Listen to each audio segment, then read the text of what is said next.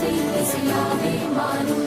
நம் இதயம் ரெண்டும் சேரும் ஒரு புதிய பதமும் பாடும். இந்த ஆசை ஓசை இசையாகும். இந்த திருமண கொண்டாட்டம் நம்